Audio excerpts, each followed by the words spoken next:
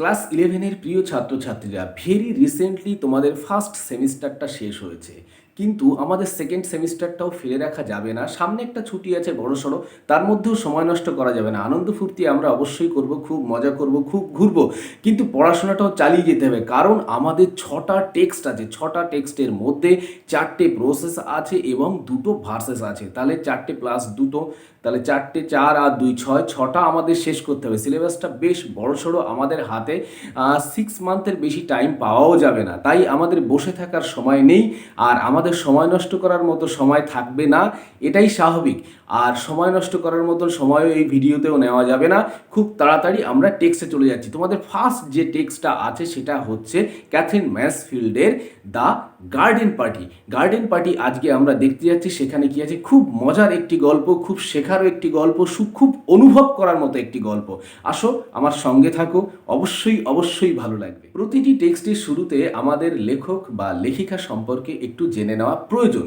অবশ্যই আজকেও প্রয়োজন আছে, কিন্তু সরাসরি তোমাদেরকে আমি টেক্সটে নিয়ে যাব। কারণ ক্যাথরিন ম্যাসফিল্ড সম্পর্কে বলবো তখন মাঝে মাঝে, অর্থাৎ গল্পটা বেশ বড়সড় গল্প, তো গল্পের মাঝে মাঝে সুযোগ যখনই পাবো ক্যাথরিন ম্যাসফিল্ড সম্পর্কে আমি তোমাদেরকে জানাতে থাকবো, যাতে তোমাদের কখনোই বোর ফিল না হয়। অর্থাৎ সরাসরি টেক্সটটাকেই আমরা এনজয় করতে চাইছি, ওটাকে আমি একটু গৌণ রাখছি, কিন্তু ওটাও আমাদের জানার প্রয়োজন। তো সরাসরি টেক্সটে চলে যাই। প্রথম ফার্স্ট লাইন দেখো আছে অ্যান্ড আফটার অল, অ্যান্ড অর্থাৎ অ্যান্ড দিয়ে শুরু হচ্ছে, তার মানে কি পিছনের একটা প্লট আছে। আমরা অ্যান্ড কখন ব্যবহার করি, যখন দুটোকে কানেক্ট করার জন্য, অর্থাৎ কনজাংশন হিসাবে অ্যান্ড ব্যবহার করি, তাই তো। তো কানেক্ট করছে, দেখো একটা পোর্শন আছে আর একটা পোর্শন নেই, তাহলে ওই পোর্শনটা আমাদেরকে ইমাজিন করে নিতে হবে, অর্থাৎ এর প্লটটা আগে থেকেই কন্টিনিউ হচ্ছে এরকম ধরে নিতে হবে। অর্থাৎ অ্যাব্রাপ্টলি এটা শুরু করার কারণটা হচ্ছে রিডার্স যারা আছে তাদের অ্যাটেনশনটাকে অ্যাট্রাক্ট করা, অর্থাৎ সেটাকে ধরে নেওয়া। এখান থেকে যেরকম আমরা বলি ধ্যাত্তেরি যখন দিয়ে শুরু করছি আমরা, তখন তৎক্ষণাৎ আমাদের অ্যাটেনশনটা তার প্রতি চলে যাবে, এরপরে না জানি কি একটা বলবে। ঠিক সেরকমভাবে and after all, after all মানে কি সর্বোপরি, এবং সর্বোপরি দ্য ওয়েদার মানে আবহাওয়াকে ওয়েদার বলে, ওয়াজ ছিল, অর্থাৎ পাস্ট টেন্সে গল্পটা বলা হচ্ছে। আইডিয়াল মানে আদর্শ, এবং সর্বোপরি আবহাওয়াটা ছিল আইডিয়াল। কিসের জন্যে দেখি, they could not have, they could not, they মানে তারা, তাহলে কাউকে বলা হচ্ছে। প্লটে আমরা কিছু ক্যারেক্টার্স পাবো, তাদেরকেই দে বলা হচ্ছে। কুড নট হ্যাভ অর্থাৎ নেগেটিভ করা আছে।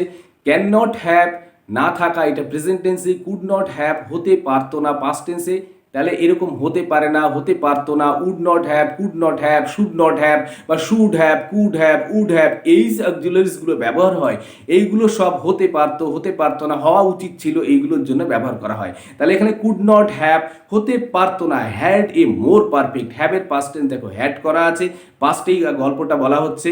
মোর মানে কি অধিক, পারফেক্ট মানে যথাযথ, ডে অর্থাৎ এর থেকে ভালো যথাযথ দিন আর তাদের পক্ষে হতে পারতো না। For a garden party, for মানে জন্য, এ গার্ডেন পার্টি মানে বাগানে যে পার্টিটা করা হয় তার জন্য এর থেকে ভালো দিন আর হতে পারতো না। ইফ যদি দে মানে তারা, হ্যাড অর্ডার্ড ইট দেখো না, আগে থেকেই পাস্ট ইনডিফিনাইট টেন্স আমরা জানি, অতীতকালের কোনো কাজকে আমরা পাস্ট ইনডিফিনাইটের জন্য ব্যবহার করে থাকি। পাস্ট ইনডিফিনাইট টেন্স অর্থাৎ অতীতকালের কোনো কিছুকে বর্ণনা করার জন্য পাস্ট ইনডিফিনাইট টেন্স। এবার এই গত অর্থাৎ অতীতকালে যে কাণ্ডটা হচ্ছে, তার আগে যদি আর একটা কাণ্ড হয়, অর্থাৎ আর একটা কাজ হয়, এই অতীতকালে একটা কাজের আর একটা কাজ হলে তখন পাস্ট ইনডিফিনাইট টেন্সের পরিবর্তে সেটা কি হয়, পাস্ট পারফেক্ট টেন্স হয়। তার ক্ষেত্রে কি হয়, ভার্বের থার্ড ফর্ম হয় আর হ্যাড বসে, মনে পড়ছে?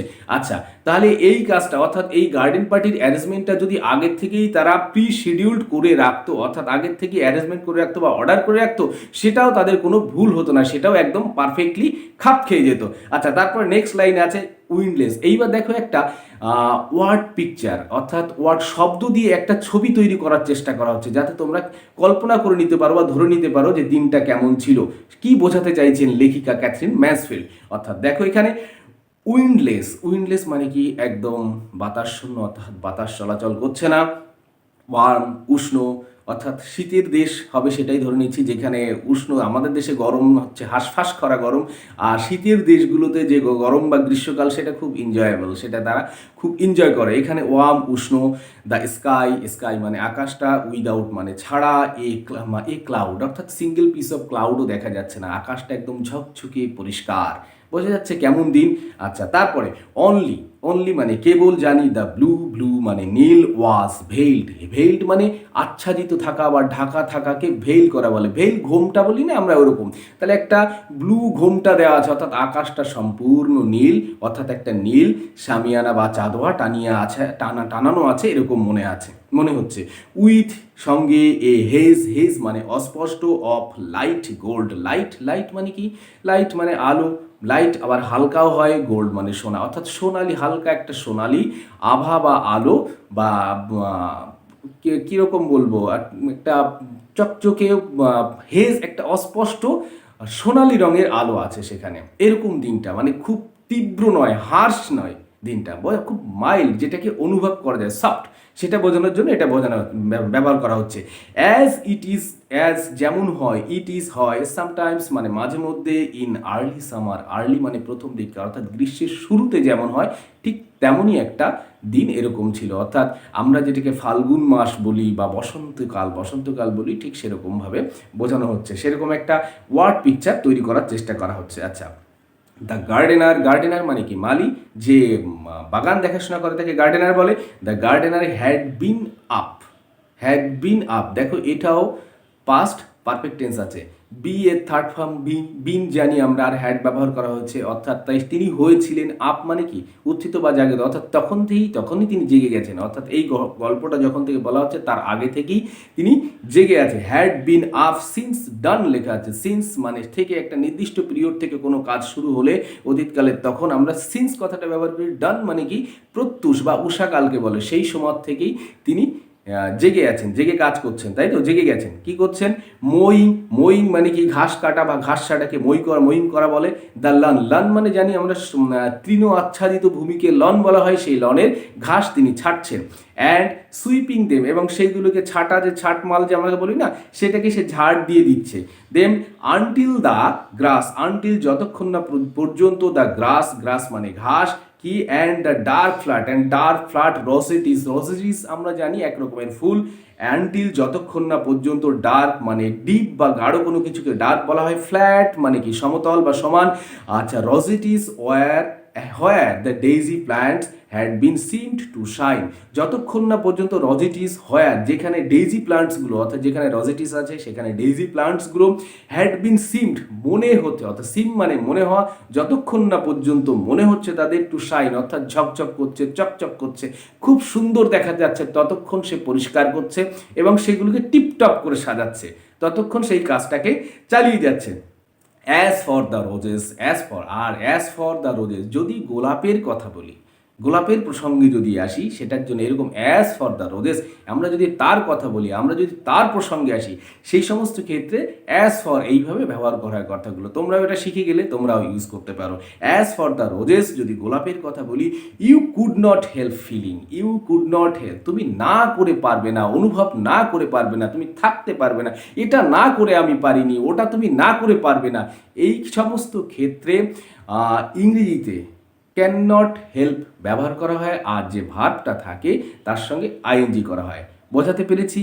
তাহলে পাস্ট টেন্সে কি হবে? কুড নট হেল্প, তারপরে ভার্বের সঙ্গে আইএনজি। দেখো এখানে কি আছে, as for the roses you could not help, তাহলে পাস্ট টেন্সে কথাটা বলছে, তাহলে কুড নট হেল্প তুমি না করে পারবে না, ফিলিং মানে অনুভব, তুমি অনুভব করে না করে পারবে না।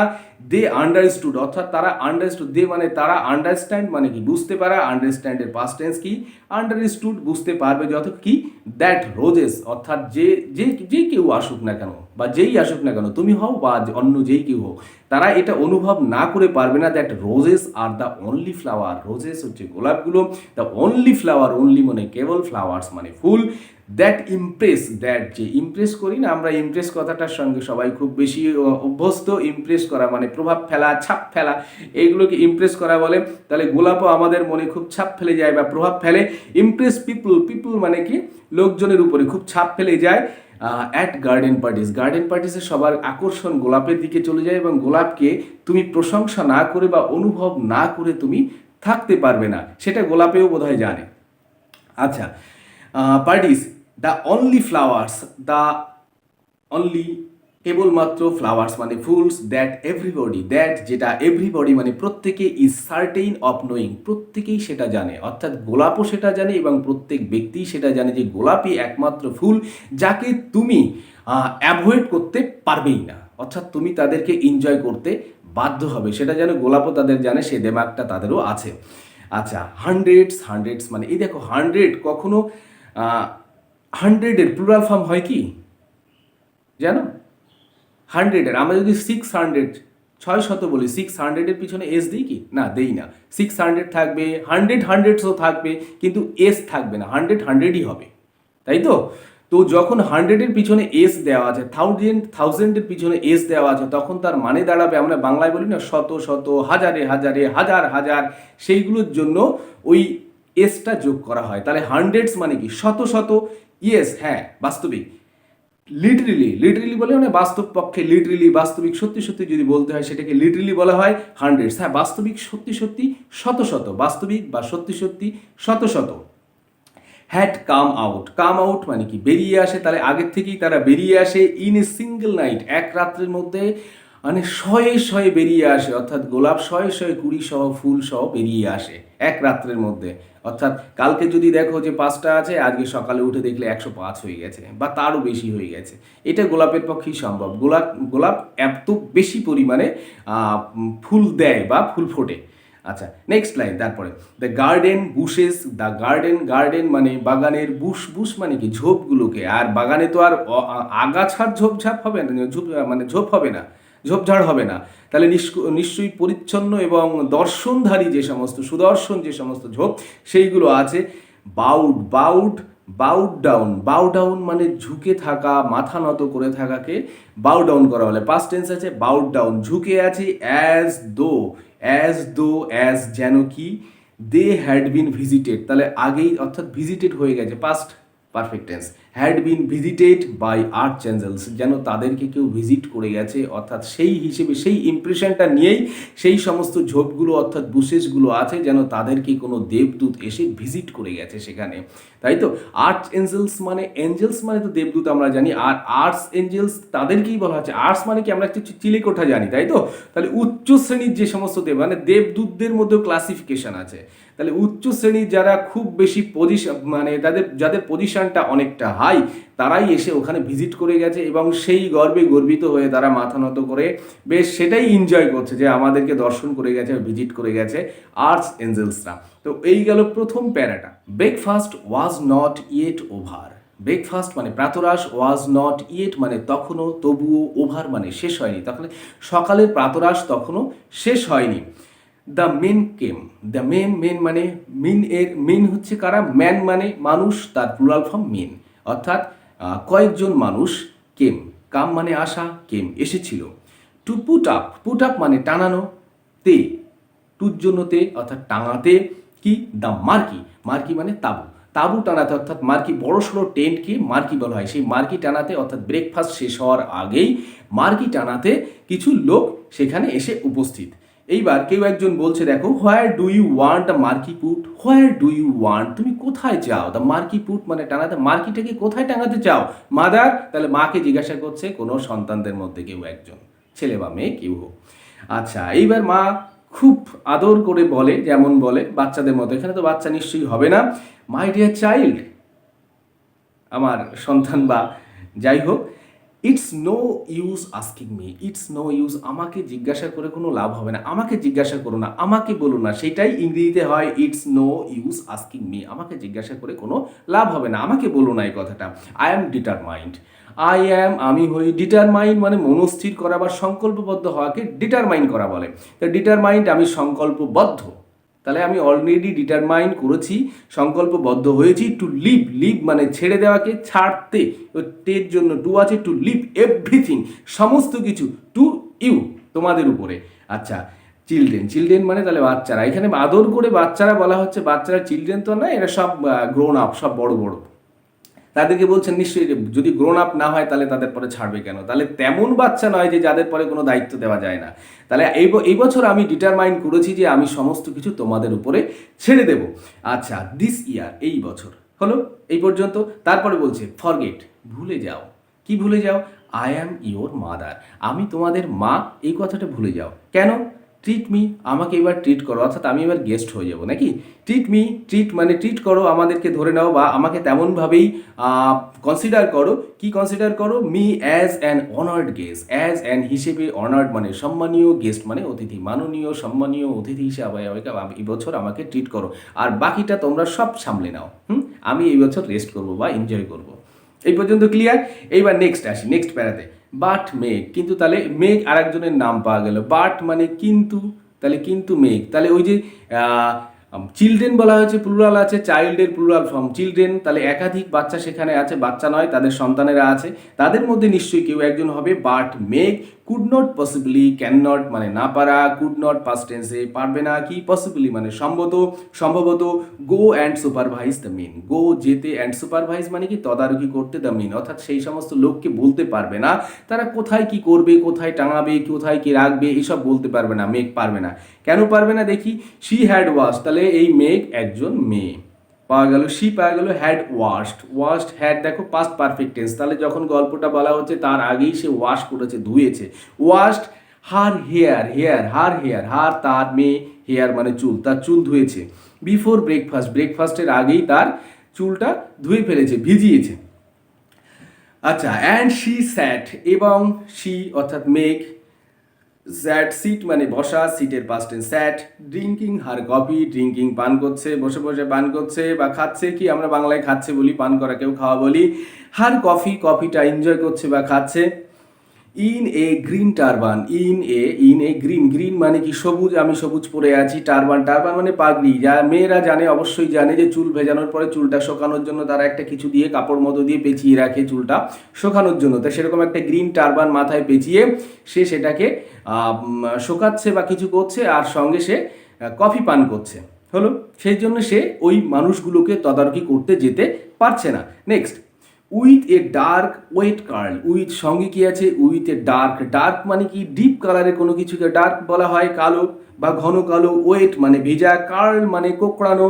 আচ্ছা, স্ট্যাম্পড, স্ট্যাম্প মানে অ্যাকচুয়ালি ঝাঁপিয়ে পড়া, ঝুঁকে পড়া, এটাকে স্ট্যাম্প বলেন, ঝুলে পড়া, এখানে stamped on each cheek, stamped on ঝুঁকে আছে, লেগে আছে, ঝাঁপিয়ে পড়েছে কোথায়, ইচ চিক, ইজ মানে প্রত্যেক, দুটো চিক আছে না, তাই গালের এই পাশে আছে। ঠিক আছে, বোঝাতে পেরেছি? এইভাবে তার ভিজা চুল আর মাথায় একটা গ্রিন টারবান বাঁধা আছে। নেক্সট লাইনে দেখো, জোস, এবার আর একজনের নাম পাওয়া গেল, জোস। জোস কি, দ্য বাটারফ্লাই, জোসকে কম্পেয়ার করা হচ্ছে বাটারফ্লাইয়ের সঙ্গে। বাটারফ্লাই কেমন কেমন কালারফুল না, কালারফুল আর নরম সরম, সে শুধু এ ফুল থেকে ও ফুল মজা করে বেড়ায়, তাহলে জোসকে বাটারফ্লাইয়ের সঙ্গে তুলনা করা হচ্ছে, যে কোনো কাজের নয়, কোনো দায়িত্ব নেওয়ার নয়, সেটাই বোঝানোর জন্যই দ্য বাটারফ্লাই, অর্থাৎ এইভাবে তুলনা করা হচ্ছে। জোস the butterfly always came down, always মানে সবসময়, কাম ডাউন মানে নেমে আসা, কাম ডাউনের পাস্ট টেন্স কেম ডাউন, নিচে আসছে, নেমে আসছে।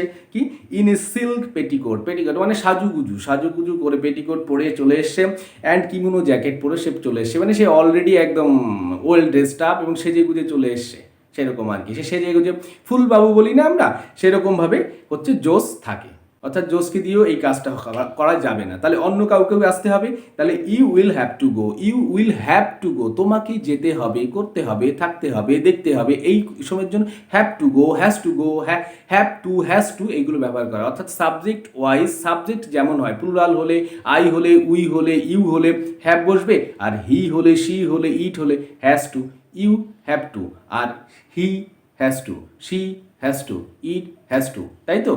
বোঝাতে পারছি? করতে হবে, থাকতে হবে, খেতে হবে, দেখতে হবে, এই যে বলি না, সেই জন্য ইংলিশে হ্যাভ টু আর হ্যাজ টু হয়। এখানে দেখো, you will have to go, তোমাকে যেতে হবে। লরা, লরা একজন কাউকে পাওয়া গেল, লরা মেয়ে হবে, মেয়ে নাম, তাহলে লরা তোমাকেই যেতে হবে। You are the artistic one, you are তুমি হও, আর্টিস্টিক হচ্ছে শিল্প গুণসম্পন্নকে আর্টিস্টিক বলা হয়, আর্টিস্টিক ওয়ান মানে তুমি হচ্ছে একমাত্র শিল্প গুণসম্পন্ন লোক যে এটা করতে পারবে। শিল্প গুণ সম্পন্ন কাদেরকে বলা হয়? যাদের শিল্প সংক্রান্ত বিষয়ে নলেজ আছে, অর্থাৎ কোথায় কোনটা হওয়া উচিত, কোনটা হলে ভালো হয়, দৃষ্টিনন্দন হয়, অনুভবযোগ্য হয়, সেটার জন্যই আর্টিস্টিক কথাটা ব্যবহার করে। সেইটা যারা ম্যানেজ করতে পারে তারাই আর্টিস্টিক ওয়ান বা শিল্প গুণ সম্পন্ন হয়, দৃষ্টিনন্দন করে তোলে যারা আর কি। আচ্ছা, তারপরে অ্যাওয়ে লরা ফ্লিউ, দেখো সেন্টেন্সটাকে সাজিয়ে নাও, লরা ফ্লিউ অ্যাওয়ে, এবার বুঝতে ফ্লো অ্যাওয়ে মানে দ্রুত চলে যাওয়া বা চলে যাওয়াকে ফ্লো অ্যাওয়ে বলে, তার পাস্ট টেন্স ফ্লিউ অ্যাওয়ে, সেটি অ্যাওয়েটা আগে দেওয়া আছে। এইটা একটা বলার টেকনিক, আমাদের বাংলাতেও এরকম টেকনিক আছে, আমরা একটু কথা উল্টে পাল্টে করে বললে তার সৌন্দর্য বৃদ্ধি পায়, ঠিক সেরকম অ্যাওয়ে লরা ফ্লিউ, অর্থাৎ লরা ফ্লিউ অ্যাওয়ে মানে দ্রুত চলে গেল।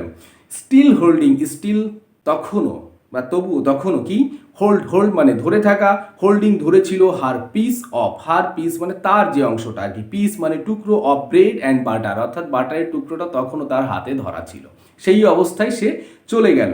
It's so delicious, it is অর্থাৎ ওই বাটারের পিসটা, হ্যাঁ ব্রেড অ্যান্ড বাটার যেটা আছে সেইটা সো ডিলিশিয়াস, সো মানে এত বেশি, ডিলিশিয়াস মানে সুস্বাদু, টু হ্যাভ অ্যান এক্সকিউজ, যে এটা একটা এক্সকিউজ, এক্সকিউজ মানে বলে না একটা ওজোর খোঁজা, আপত্তি খোঁজা, সেটাকে এক্সকিউজ বলে। To have an excuse for eating out of doors, অর্থাৎ ওটা এতটাই ডিলিশিয়াস যে ওটাকে বাগানে বসেও এনজয় করা যেতে পারে বা খাওয়া যেতে পারে, সেরকম ডিলিশিয়াস, অর্থাৎ ওটা ফেলে যাওয়া যাবে না, ওটা সঙ্গে নিয়েই সমস্ত কিছু করতে হবে, ওটাকে ছেড়ে যাবো, ওটা মায়া ত্যাগ করবো এরকম নয়, অর্থাৎ এতটাই সে টেস্টি যে ওটাকে বাগানেও খাওয়া যেতে পারে, অর্থাৎ এই এক্সকিউজ দিয়ে যে এটা এত টেস্টি যে এটা বাগানেও খাওয়া যেতে পারে, অর্থাৎ কেউ কিছু মনে করবে না।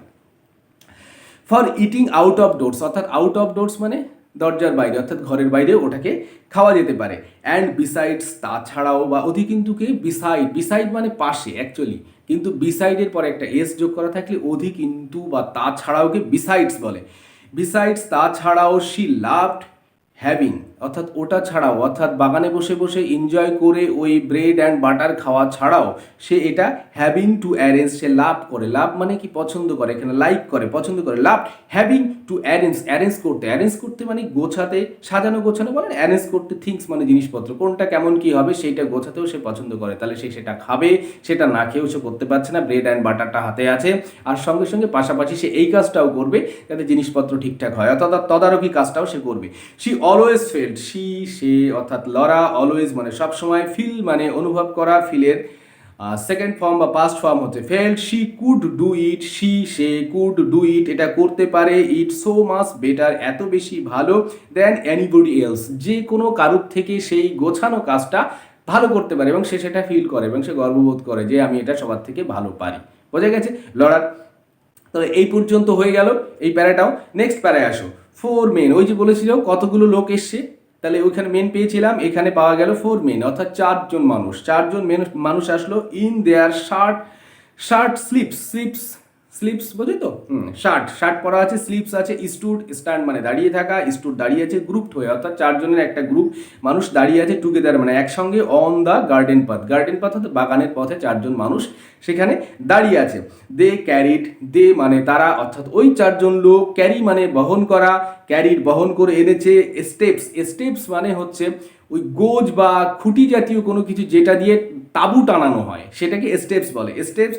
আচ্ছা কভার্ড, ওই কভারটাকে স্টেপ, অর্থাৎ কভার্ড করা আছে যেটা, ওই স্টেপসগুলো খুঁটিগুলোকে কভার্ড করা আছে উইথ রোলস অফ ক্যানভাস, ওই ক্যানভাসটা হচ্ছে তাঁবুটা, তাঁবুটা দিয়ে রোল করা আছে ওই খুঁটিগুলোকে, সেইগুলো নিয়ে আছে। And they had big tool bags, এবং দে হ্যাড তাদের ছিল, বিগ মানে বড় বড়, টুল ব্যাগস মানে কি যন্ত্রপাতির ব্যাগ, টুল ব্যাগস জানি, স্লাং, স্লিং মানে ঝোলানো, স্লিং এর পাস্টে slung, on their bags, bags মানে তাদের পিঠে ঝোলানো বড় বড় টুলস ব্যাগ, এই নিয়ে তারা ওখানে দাঁড়িয়ে আছে। বোঝা গেছে তাদের হাতে কি আছে, ছবিটা ক্লিয়ার?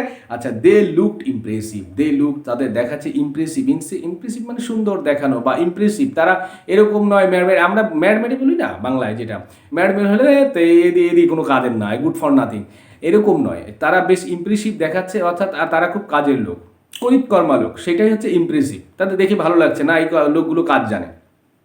দে লুকড ইমপ্রেসিভ, তাদের দেখাচ্ছে আর কি।